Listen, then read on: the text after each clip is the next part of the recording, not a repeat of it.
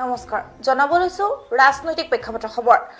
আমবাৰীস্থিত অগপদলৰ যোগদান কাৰ্যসূচী উক্ত কাৰ্যসূচীত অগপদলৰ নিকৃষ্ট ৰাজনীতি যোগীকুপাৰ মাল্টি মডেল লজিষ্টিক্স পাৰ্ক প্ৰকল্পত কাম দিয়াৰ প্ৰলোভনেৰে অগপদলত যোগদান কাৰ্যসূচী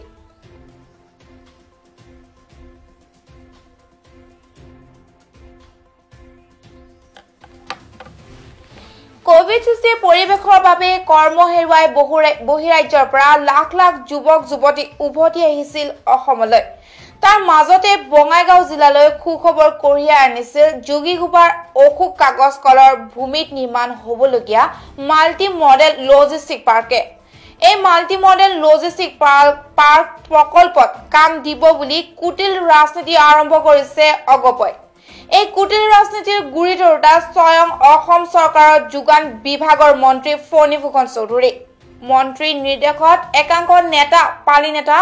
বিগত প্ৰায় 15 দিন ধৰি আৰম্ভ কৰিলে এই প্ৰলোভনৰ ৰাজনীতি মাল্টি লজিষ্টিক পাৰ্ক প্ৰকল্পত কাম কৰিবলৈ হলে লাগিব এখন আই কাৰ্ড পিছে এই আই কাৰ্ডত দিব গুৱাহাটী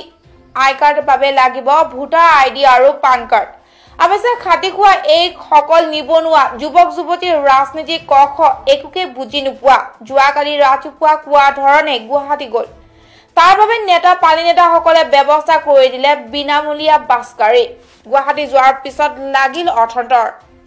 গুৱাহাটী উপস্থিত হোৱাৰ পিছত পুনে পুনে আমবাৰীস্থিত অগপ মুখ্য কাৰ্যালয়লৈ যোৱা হ'ল তাৰ পিছত এই সকল যুৱক যুৱতীক দিলে এখনকৈ অগপদলৰ পতাকা সকলোবোৰ দেখি নীৰৱ দৰ্শক হৈ আছিল এই সকল কৰ্ম বিচাৰি যোৱা যুৱক যুৱতী কাৰণ লগত নাছিল পৰ্যাপ্ত পৰিমাণৰ টকা গুৱাহাটীৰ পৰা যোগীকুপালৈ উভতি আহিবৰ বাবে নাছিল গাড়ীৰ ভাড়া যাৰ বাবে সকলোবোৰ দেখি নীৰৱ দৰ্শক হৈ আছিল ৰাজনীতিৰ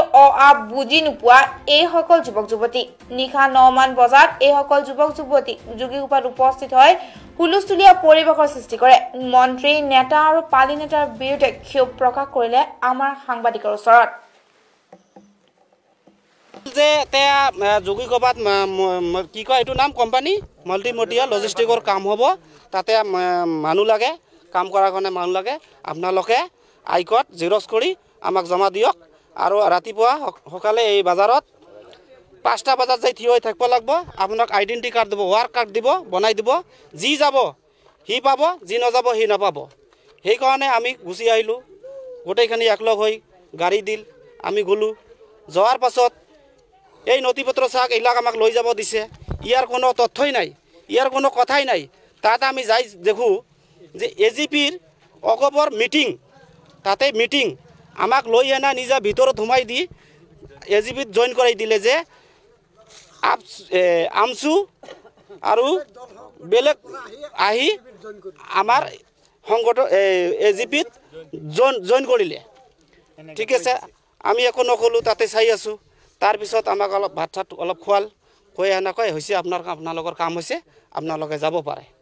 কিন্তু আমি যে এই নথিপত্ৰক লৈ গৈছে আমাক যে এইখিনি এতে যিখিনি কথা কৈছে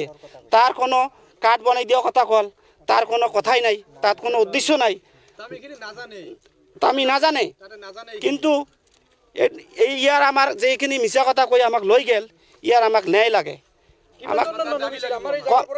আমাৰ পালিতল শংকৰ কলা পঞ্চায়তৰ পৰা মেক্সিমাম 400ৰ পৰা 500 মানুহ গৈছে 5খন বাছ গৈছে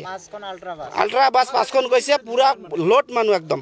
জাগা নাই আমি বহুত কষ্ট কৰি গৈছো কিহৰ কাৰণে গৈছো যদি আমাক কামৰ কাৰণে কাঠখন বনাই দিয়ে ভৱিষ্যতে আমি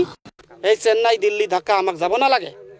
ঠিক আছে এটু ভাবি আমি গৈছো আমি গৰীব মানুহ বহুত দুৰ্ভাগ্যজনক কথা